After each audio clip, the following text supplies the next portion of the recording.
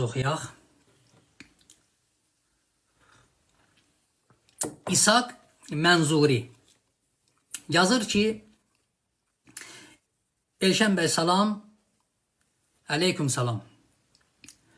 Allah rəhman və rəhimdir.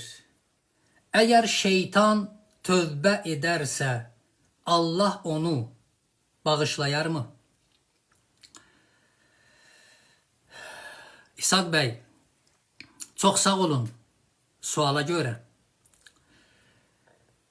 Sualın əvvəlində çox qiymətli sözlər yazmışsınız. Yazmışsınız ki, Allah rəhman və rəhimdir. Elədir. Allah kəramət sahibidir. Allah əkbərdir.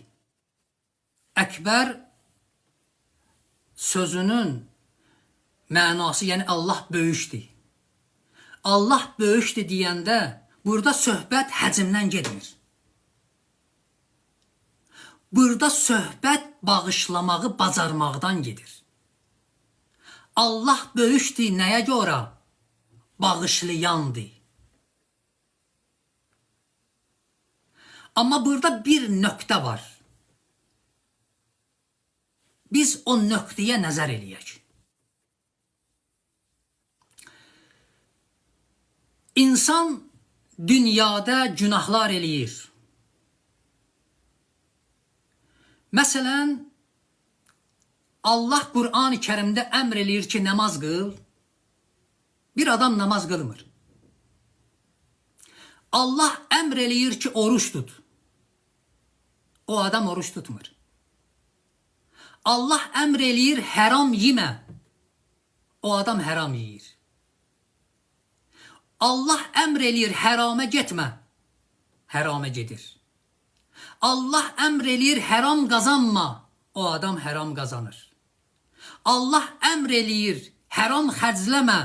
O adam haram xərcləyir. Bu Allahın iradəsindədir.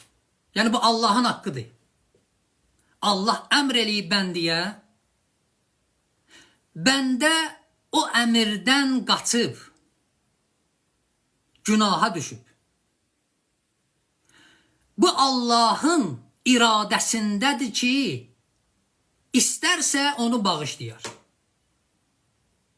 Allahın iradəsindədir.